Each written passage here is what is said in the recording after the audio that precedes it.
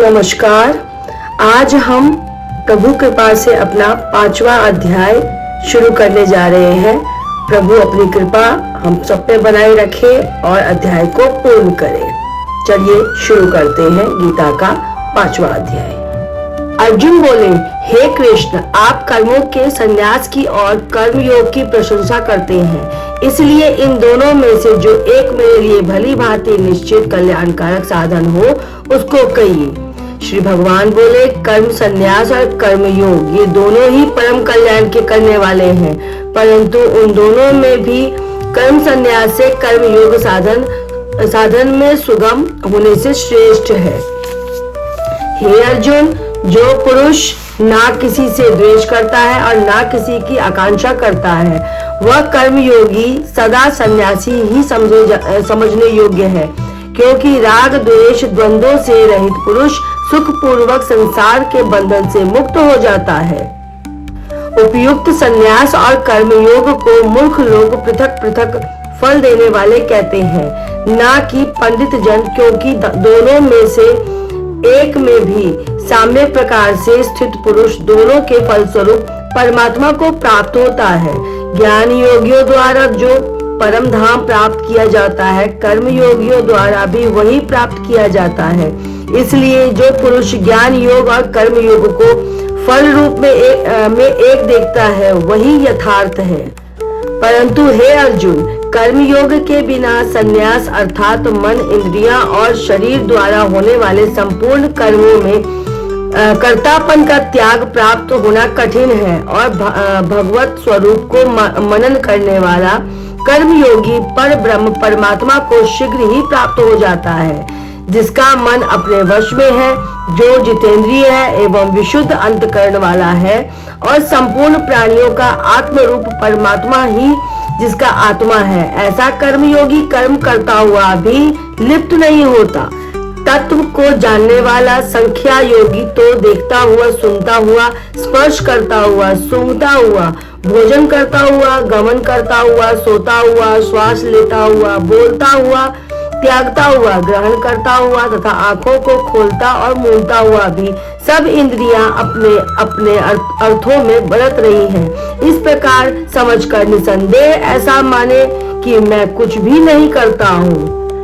जो पुरुष सब कर्मों को परमात्मा में अर्पण करके और आसक्ति को त्याग कर कर्म करता है, वह पुरुष जल से कमल के पत्ते की भांति पाप से लिप्त नहीं होता।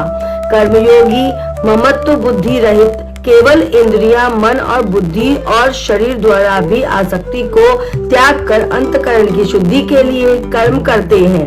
कर्मयोगी कर्मों के फल का त्याग करके भगवत प्राप्ति रूप शांति को प्राप्त होता है, और सकाम पुरुष कामना की प्रेरणा से फल में आसक्त होकर बनता है। सर्वव्यापी परमेश्वर भी ना किसी के पाप कर्म को, ना किसी के शुभ कर्म को ही ग्रहण करता है, किंतु अज्ञान के द्वारा ज्ञान ढका हुआ है, उससे सब अज्ञानी मनुष्य मोहित हो रहे हैं। परंतु जिनका वह अज्ञान परमात्मा के तत्व ज्ञान द्वारा नष्ट कर दिया गया है, उनका वह ज्ञान सूर्य के सदृश उस सच्चिदानंद घन परमात्मा को प्रकाशित कर देता है। जिनका मन तद्रूप हो रहा है, जिनकी बुद्धि तद्रूप हो रही है, और सच्चिदानंद घन परमात्मा में ही जिनकी निरंतर एक ही भाव से स्थित है, ऐसे तत्परायण पुरुष ज्ञान के द्वारा पाप रहित होकर अनुप्रवृत्ति अर्थात परम गति को प्राप्त होते हैं। वे ज्ञानी जन विद्या और विनय युक्त ब्राह्मण में तथा गौ, हाथी, कुत्ते और चंडाल में भी समदर्शी ही होते हैं। जिनका मन संभाव में स्थित है, उनके द्वारा इस जीवित अवस्था में ही संपूर्ण संसार जीत लिया गया है, क्योंकि सच्चिदानंद घन परमात्मा निर्दोष है और सम है। इससे वे सच्चिदानंद घन परमात्मा में ही स्थित हैं। जो पुरुष प्रिय को प्राप्त होकर हर्षित हो रहे और अप्रिय को प्राप्त करके उद्विग्न हो रहे न हो, वह स्थिर बुद्धि, संशय रहित ब्रह्मवेता पुरुष सच्चिदानंद घन पर ब्रह्म परमात्मा में एक ही भाव से नित्य स्थित है। बाहर के विषयों में आसक्ति रहित अंतःकरण वाला साधक आत्मा में स्थित जो धन जनित सात्विक आनंद है उसको प्राप्त होता है। तदंतर वह सच्चिदानंद घन पर ब्रह्म परमात्मा के ध्यान रूप योग में अभिन्न भाव से स्थित पुरुष अक्षय आनंद का अनुभव करता है। जो ये इंद्रियां तथा विषयों के संयोग से उत्पन्न होने वाले सब भोग हैं, यद्यपि विषयी पुरुषों को सुख रूप भासते हैं तो भी दुख के ही के हेतु हैं और आदि अंत वाले अर्थात अनित्य हैं। इसलिए हे अर्जुन, बुद्धिमान विवेकी पुरुष उनमें नहीं रमता। जो साधक इस मनुष्य शरीर में शरीर का नाश होने से पहले ही काम क्रोध से उत्पन्न होने वाले वेगों को सहन करने में सामर्थ्य हो जाता है, वही पुरुष योगी और वही सुखी है। जो पुरुष अंतरात्मा में ही सुख वाला है, आत्मा में ही रमने वाला है तथा जो आत्मा में ही ज्ञान वाला है, वह सच्चिदानंद घन पर ब्रह्म परमात्मा के साथ एक ही भाव को प्राप्त सांख्य योगी शांत ब्रह्म को प्राप्त होता है।